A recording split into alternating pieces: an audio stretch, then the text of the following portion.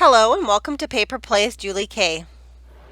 Thanks so much for stopping by, and welcome to my March installment of Smash That Small Paper Pad collab with Deb Huck. There are a number of talented ladies who are participating in this collab, and this collab goes throughout the whole year. And what we are trying to accomplish is smashing as many small paper pads as we can. And so if you guys have been following along, last month I did let you guys know that I was going to be working from 2 small paper pads, and that's just partly because I get bored easy and I like to jump back and forth between projects and styles. And so I did choose to work with 2 paper pads that I'll be trying to use up, and hopefully next month I will have used up both of these. But again, I chose to work with this Prima paper pad called Timeless Memories. It does have a very vintage feel to it, kind of a grungy vintage feel to it. And then I also chose to work with this Bo Bunny Madeline collection, and this one's more of a shabby chic with little hints or overtones of being vintage. And so for this paper pad, I really made a lot of progress in this one. If you look, I am down to, I think it's just maybe 2 full sheets. And this one was a 6x6 paper pad, and then I just have a lot of scraps left, and I will use up and create something with those next month. And then for this Bo Bunny paper collection, I did use several sheets of this one, but I still have quite a bit left on this one. And so I'll start with the Prima pad and show you guys what I created. The first thing I did was create sets of little envelope pockets to use in junk journals, and the base of these are business envelopes that you either cut and then glue a piece on top of here to create the little envelope pocket, or you can actually fold them over. I usually choose to cut them because I find that they're less bulky than if you fold the bottom up, so hopefully that makes sense. But these I also added little flaps to the sides, because then that way you can glue them down onto your journal page, and then you can flip them up and you have the back side to journal on or add ephemera. And then you also still have this space right behind it to write. And so some of these I did choose to stick items in that were already in my stash, and some of them I just left empty because I will add ephemera or tags or journal cards to them as I use them in my journals. But it's nice to have just a couple ready-made items for my journals. And I also might give away a couple of these when I send out Happy Mail. And so they all have pockets again, and the paper, I use the Prima paper for the flaps, these 2 items right here, and then also on the back side. I figured this paper was still light enough that you could very easily journal on this paper. And so that's the first one, and I just use bits and pieces from my stash to kind of collage a little scene on each of them. So that's the first one. Here is the next one. And this one, the flaps on the right side. Some of them I did on the right and some I did on the left. And this one also has just the empty pocket in it for right now. Here's the third one that I created. And I figured you could still kind of write or journal on this little piece if you want.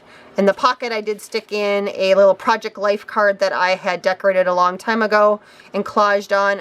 The colors just seem to kind of match with this one. And so I stuck that one in this pocket, and then the back side is blank. And as I use them in my journal, I might go ahead and add some more words or stamp on them, but until I kind of know the theme of my journal, I don't want to add any more to these. Here's the next one that I created, and this one I had a little piece of bingo ephemera card that I stuck in it. And then the back side. This one I actually did more in kind of a Halloween type theme. One of the papers I thought kind of lent itself to being kind of gothic or more Halloween or spell-like. And so just some of that stuff just reminded me of kind of a spell book or something like that. So I did do these ones with black thread. The other ones I sewed around them with kind of off-white thread. And this one I went ahead and added just a piece of ephemera that said poison, and then I had this little cameo left from an old design team project from Craft Supplies for You, so I did add that. And then I had this little journal card, and I think this one comes from If I'm not mistaken, I think this one's Ephemera's Vintage Garden, but it could be Tsunami Rose. And there was 4 of them on a sheet. And this one just happened to have a little book on it. And I just thought that looked like a little spell book or something. So I did add that little piece of ephemera. And later on, I'll probably add more to it when I use it in a Halloween junk journal. And there's the back side of that one. So you can kind of see the paper a little bit better. And then the next 3 have a little bit more of a shabby vintage feel to them because there was some paper in there that had a little bit of pink or rose colored in it, and so that's what these ones are. And I added some bridal trim to this one, and there's some die cuts and just some different ephemera. And again, I had some of those Project Life cards that I decorated, and so I just added that one inside of here. It just seemed to kind of match. So here's kind of a sewing themed one that I did. Here's the back side of that one. And again, just some miscellaneous ephemera from my stash. And the back side of that one. And then here's the final little pocket that I created. And I added another one of those Project Life cards that I altered a while ago. And if I remember, I do have a video on this, so I will link that if I remember when I post this video, in case you guys are interested in knowing more about that. So the next items that I created from that Prima paper pad are some cards. I did leave all of them blank on the inside so I can still add whatever sentiment I need to at the time when I give them out. And just the background paper is what comes from that paper pad, the Prima paper pad. And all the images that I use came from a digital designer, Artie Mays. She makes a lot of junk journal kits. And if I remember, I will try and link her Etsy store below in the description box. And these ones, I just went through my bits and pieces. I have lots of bits and pieces left from laces and trims, and so I just added those. And then I also tea-dyed some cheesecloth that I put behind them. I also inked all of my edges.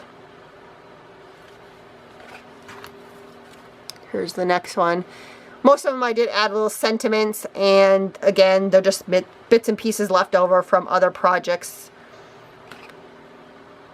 And I have this one, and I added a couple little crocheted doilies down there. I have this gorgeous one. It says Memories. And this one. That one says Unforgettable. This one says Memories on it.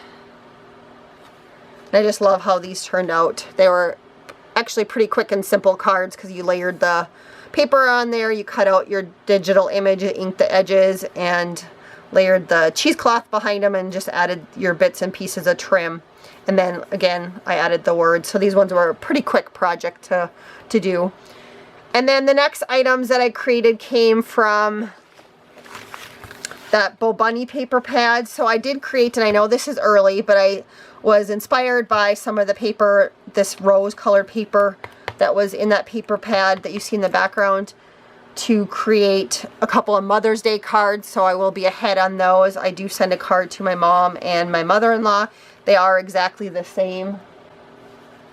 And for these cards, these 2 die cuts right here do come from Spellbinders, and I want to say that the stamp that I use is an older Stampin' Up! Stamp that says Happy Mother's Day. And in the background you can see some script writing that was also a stamped, and I believe that comes from Hero Arts. I did ink my edges. I added a strip of paper behind this other die cut, and I added some little hearts. This one I had 3 hearts, and then this one I put 1 down here and 1 up here in the corner.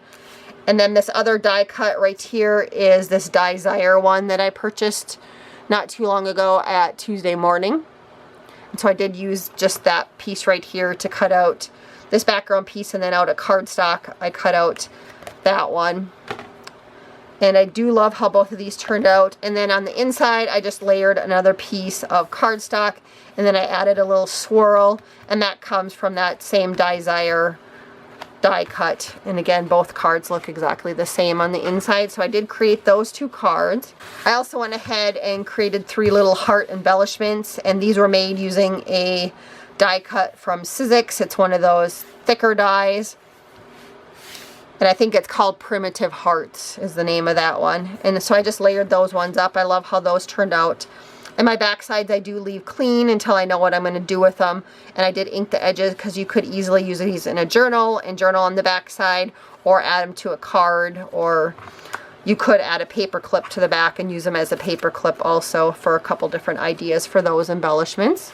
And then next I created a whole bunch of little square embellishments, and these are a little bit bigger than 3x3. And the background die, I did cut out a cardstock, and some of them are a little bit different colored. Like this one's a little bit, I don't know if it'll show up on camera, but it's a little bit different colored pink. And then same with the burgundies that I used to die cut there. I just went through my paper scraps and used them up. So these, they all look the same. They're just, and I made like 12 of these, and I used this paper from the Bo Bunny paper collection with the roses on it. Otherwise everything else is cardstock. And so this background die cut is called Lacy Squares. That's from Spellbinders. And then I just cut out the squares to go on top of that and rounded the corners on that with the paper. And then underneath that you can see a little banner or pennant piece. And that I think comes from a Spellbinders or a Sizzix. I have a whole bunch of these dies that are similar, and I can't remember on that one. Then this round one is also Spellbinders, this burgundy one, and I think that one's called Eyelet Circles. It's a really pretty die cut set. But if you didn't have this one and you wanted to make something similar, I have like punched out, if you have like a scallop circle punch, and then you just take a normal punch, you can punch all the holes individually. I used to do that a long time ago when I was a poor college student and trying to make my dies go further. I just had a scallop die, and then I would hole punch my holes, but now I actually own this die. So, and then the little rubber stamp, it says "A friend loves at all times," that I stamped, and then I cut out with the circle die cut, and then I also colored in the little hearts on that one. And that rubber stamp is this one right here. It was like a Precious Moments collection that Stampendous had a long time ago. This one says it came out in '97, the copyright on that one. So it's a little bit older stamp, but that's what it looks like. And I know it was part of a French, the Precious Moments, those little Precious Moments dolls. Then the last thing that I did that I wanted to share with you guys real quick is, if you guys have been following along, you know I like to use my paper scraps. And so as I was die cutting out the different items for the hearts, and then actually the little Mother's Day cards that I created, there was a lot of paper scraps. And so I do go through my small dies and I just cut out items when I'm running through the bigger dies just to use up the paper. And so I did cut out a lot of little labels. There's a ticket, some more little banner pieces. I have a couple little tiny hearts that I cut out. And I cut out a couple words. This one says, there's one that says cherish, and there's one that says love. And you can easily, of course, add these together somehow and create little embellishments out of them. Like this.